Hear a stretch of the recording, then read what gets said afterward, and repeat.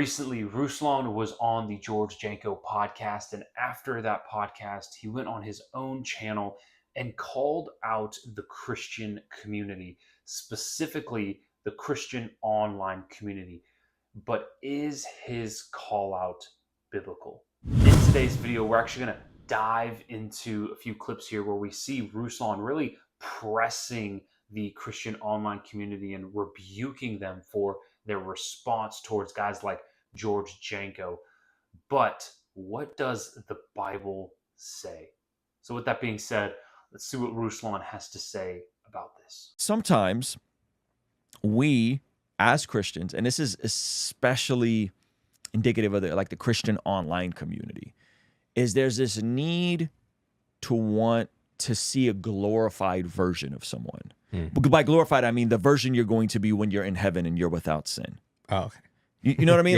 We'll get to heaven, we'll get glorified bodies, resurrected bodies. But for whatever reason, in Christian content, you would rather have someone that just pontificates and tries to teach and not share any aspects of who they really are and their struggles they're going through. Yeah. Right? Or you'll just go watch secular content about people that are like just complete pagans. The bridge of hey, here's an entertainer that's going to walk out all their scars for you and actually going to tell you the shortcomings they have as they're trying to figure it out. As they're really trying to figure it out. And as they're walking through that process of sanctification, Christians don't really enjoy that. Right? As we can see here, guys, the Ruslan's call out is simple. Hey, listen, stop looking for this glorified, perfect individual. Stop asking for somebody not to show you their struggles and their scars, as I can get behind that.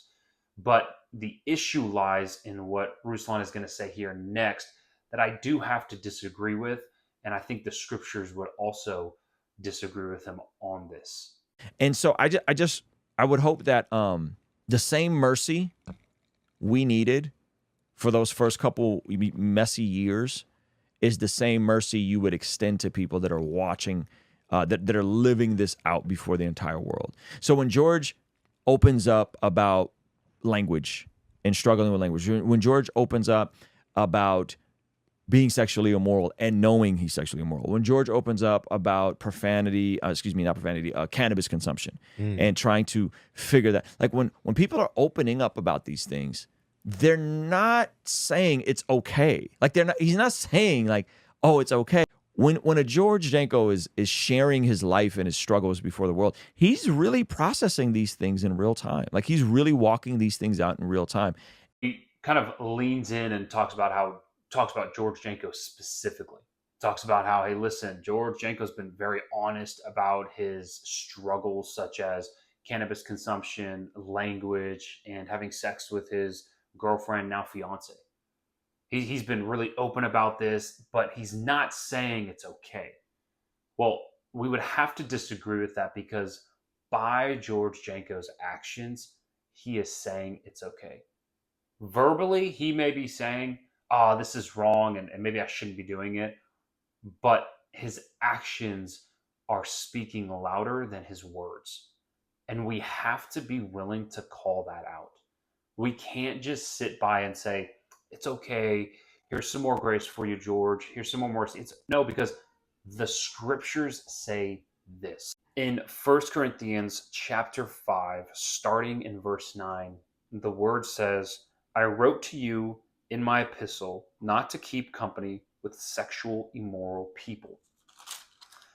Yet I certainly did not mean with the sexually immoral people of this world, or with the covetousness, or extortioners, or idolaters, since then you would need to go out of the world.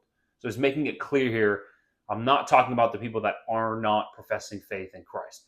Still associate with those individuals. They do not know Christ and him crucified. He's going to make it clear here though, who he is talking about, who we should avoid. He goes on and says in verse 11, but now I have written to you not to keep company with anyone named a brother who is sexually immoral, or covetousness, or idolater, or reviler, or a drunkard, or extortioner, not even eat with such a person. For what have I to do with judging those also who are outside? Do not judge those who are inside. but those who are outside God judges. Therefore, put away from yourselves the evil person. Guys, scriptures are making it abundantly clear here. George Janko continues to smoke weed and get high, continues to use foul language, continues to have sex outside of marriage. He continues to do these sins.